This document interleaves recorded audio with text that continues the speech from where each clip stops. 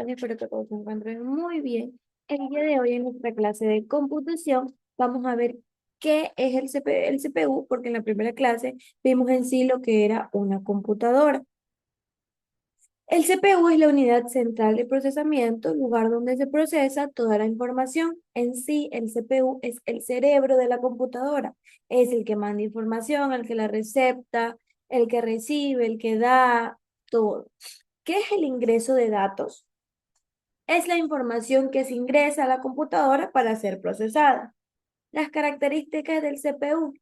Mira, tenemos que la característica de un CPU es que tiene una lectora de DVD o CD, que esta permite leer información del CD-ROM, tiene un botón de encendido y apagado, tiene un botón de reset que permite reiniciar la computadora, tiene un puerto USB que puede permitir leer pendrives o otro tipo de documentos.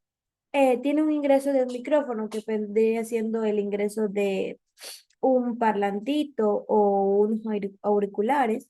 También tiene una salida de audífonos que permite la salida de sonidos de tus parlantes o audífonos. Pero a ver, vamos a indagar un poquito más sobre las partes más importantes de la computadora que vendría siendo el día de hoy el CPU. El CPU, que significa Unidad Central de Procesamiento, es el cerebro de la computadora, es donde se procesa toda la información que ingresa a la computadora. Este componente es el encargado, pues, de recibir, interpretar y ejecutar las instrucciones que provienen de los diferentes programas o diferentes dispositivos, pues, conectados a la computadora. Sin el CPU, la computadora no podría funcionar correctamente, ya que no tendría un lugar donde procesar estos datos. Ahora bien, ¿cómo llega la información al CPU? Esta información proviene del ingreso de datos.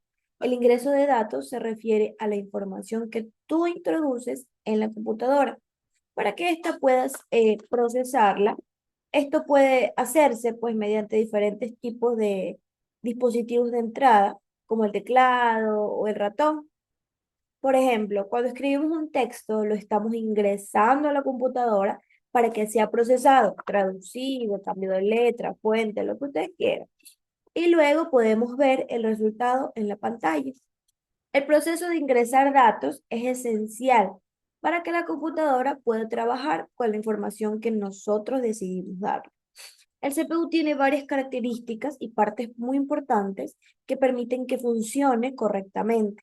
Algunas de estas partes incluyen el lector de CD, que permite leer información de un CD-ROM, el botón de reset, que sirve para reiniciar la computadora cuando es necesario, claro está, y el botón de encendido, que como su nombre lo indica, sirve para encender o apagar la computadora. También tiene puertos USB que permiten conectar dispositivos como memorias USB para almacenar, transferir y salida de audífonos también. Y también parlantes si ustedes lo desean, que permite pues conectar los parlantes o audífonos para escuchar los sonidos que la computadora produce. Obviamente la computadora ya viene con parlantes, pero si ustedes quieren que se escuche muchísimo más alto, pueden agregar parlantes. Además, el CPU cuenta con ingreso de un micrófono que permite que pueda ingresar los sonidos. Es como si esto fuera un micrófono y yo comenzara a hablar así, tal cual. Lo que es muy útil, por ejemplo, grabas tu voz, cada una de estas partes del CPU tiene pues una función específica, pero todas juntas se van a asegurar de que tu voz se escuche de la mejor manera en todas las páginas, en la grabación, en el video, del TikTok que tú quieras hacer en la computadora, porque actualmente también se puede. Una vez que llega la información al CPU, esta va a empezar a procesarla. El procesamiento de la información se realiza a través de los dispositivos de entrada y dispositivos de salida. Los dispositivos de entrada son aquellos que te permiten enviar datos al CPU, como el teclado, el mouse. Los dispositivos de salida son aquellos que muestran o reproducen el resultado del procesamiento, como el monitor o la impresora o los parlantes. A ver, un ejemplo muy sencillo de esto que estoy hablando sería que imaginemos que estamos haciendo jugo. Primero, ingresas la fruta a la licuadora, que sería como los datos que ingresas al CPU. Luego esa fruta se licúa y es como el CPU procesa la información y el resultado final es el jugo, lo que sale después de procesar la información. Este proceso es el mismo cuando trabajas en una computadora. Los datos ingresan, el CPU los procesa y luego el resultado de ese procesamiento es lo que ves en la pantalla o lo que escuchas por los audífonos.